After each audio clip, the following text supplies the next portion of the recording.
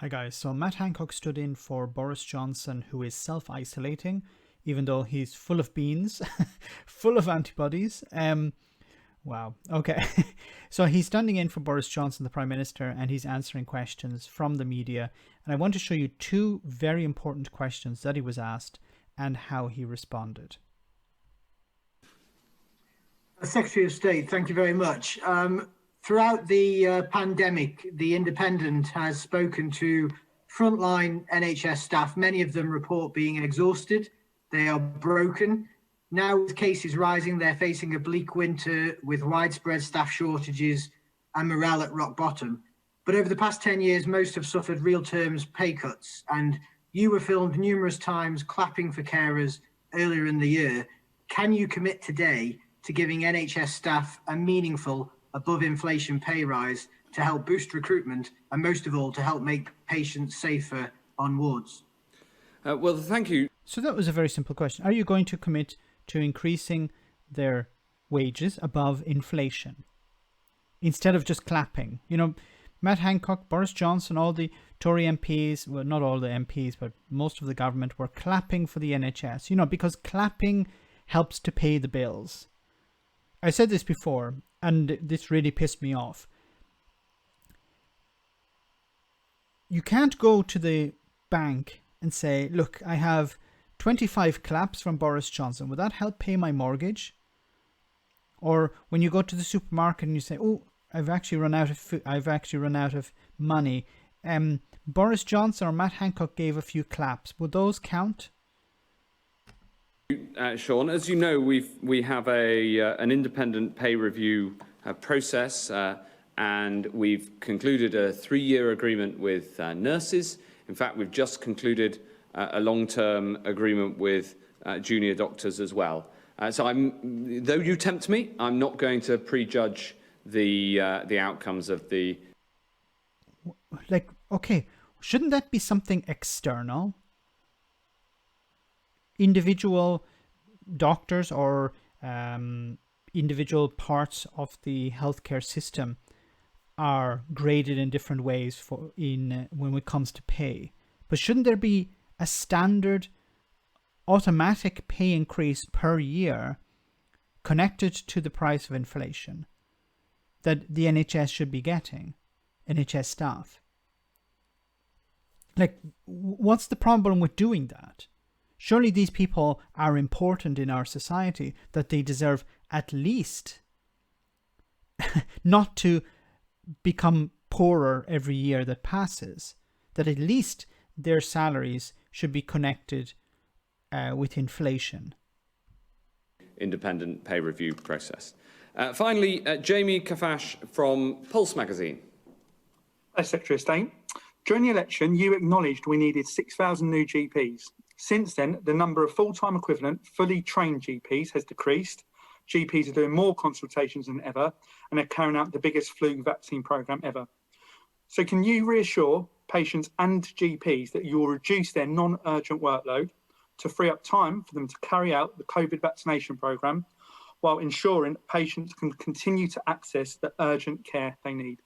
Well, this is an incredibly important question, and I'm going to ask JVT to comment as part of the vaccines rollout and with his clinical background. But what I'd say to every GP is how grateful I am for the work that you're doing and your whole practice.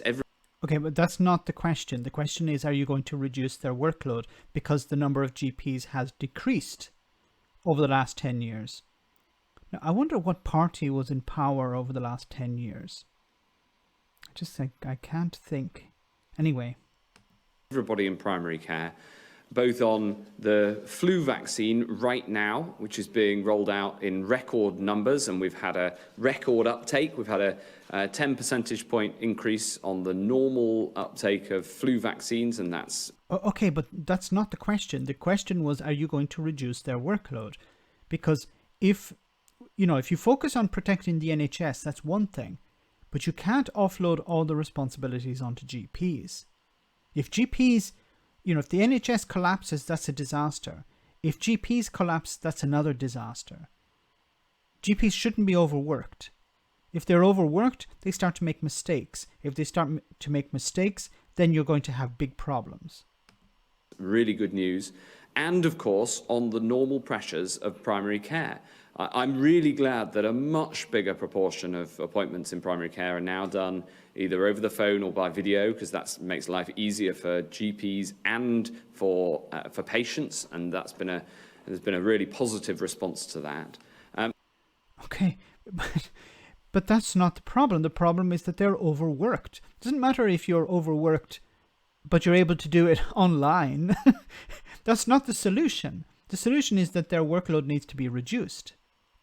Just saying, well, okay, we know you're overworked. What if we put all your overworkedness, overworked whatever, online? Would that make it better?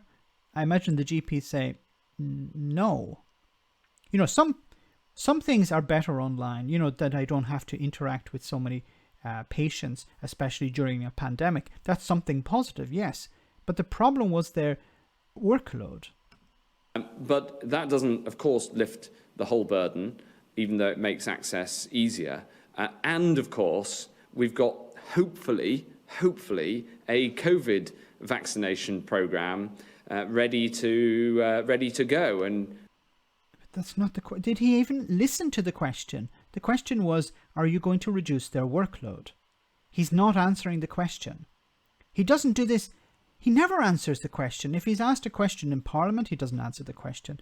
If he's asked a question by the media, by Sky News, he doesn't answer the question. Here he's asked a question with the journalist in another place completely, and he's not answering the question.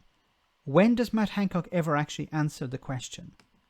I've asked the NHS to be ready to roll that out from the 1st of December. That's the first possible date it could be ready. That isn't my central expectation at all, but we do need to be ready for them, because that is theoretical. What he's doing is he's responding to the public. He's not actually responding to the question. He's using this as a platform to grandstand. Look at what we're doing. Look at the great work we're doing. Yeah, but the question was about GPs. Never mind about GPs for a moment. Allow me to tell everyone how great the government is doing. Theoretically, the earliest this could possibly be. The bulk of the rollout is likely to be in the new year if a vaccine, one of the two early vaccines, comes through, and that's the Pfizer vaccine, the AstraZeneca vaccine. We must be ready, and I want to thank in advance GPs for all the work that I... We're overworked. Thank you. What? Can you help us out? Thank you. How about I clap for you? Would that do? Would that reduce your workload? It's absurd. Know that they're doing now, and that there'll be even more of this winter to keep people safe. And on the clinical aspects, if I can hand over to JBT. Yes, I mean, you know, clearly the COVID vaccine programme, as soon as we have authorised vaccines and quantities at scale, is going to be the biggest and the most important thing the NHS has done for a very long while.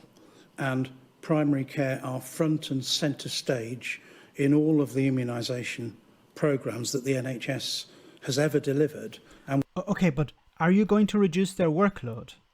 Will continue to be so.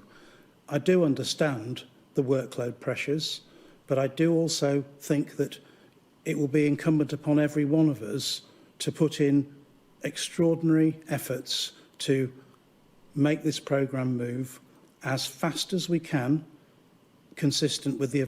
Who do you mean all of us? It's easy for you to offload the responsibility onto GPs and say, look, we're all carrying this burden. No, you're not. The government isn't carrying any burden. They've offloaded the burden to the NHS. They've offloaded the burden onto GPs. They've offloaded the burden onto councils. The government aren't carrying the burden at all. I think it's a bit disingenuous to say that we're all in it together. Available supplies and with the highest uptake we can possibly manage. This is a big opportunity to change the way the pandemic will roll out over 2021. It isn't going to produce an overnight result. It isn't going to affect the second wave that we're now in, but it could very dramatically change what the late spring and the summer start to look like. The precise bounds on that are unknown, but that's how big the prize is, and therefore it's really important that everyone pushes so hard on this. Not just the workforce, but also the public in terms of coming forwards for the vaccine, and as I said at the other press conference, being ready when you're called. I think we have to be very concerned because, as I said before, the Tory party has ruled since 2010. Of course, there was a part of that was in a coalition, but they are responsible for the cuts to the NHS. They are responsible for the cuts to GPs.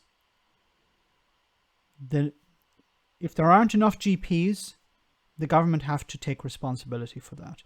If the NHS doesn't have the resources available because they've been underfunded for so long, then the government need to take responsibility for that as well. I truly hope that the NHS is fully prepared for this. I truly hope that GPs are not overburdened and the system doesn't collapse. But it is very concerning. Let me know in the comment section, guys, what you think of all of this. As always, your comments are greatly appreciated. Thanks a lot.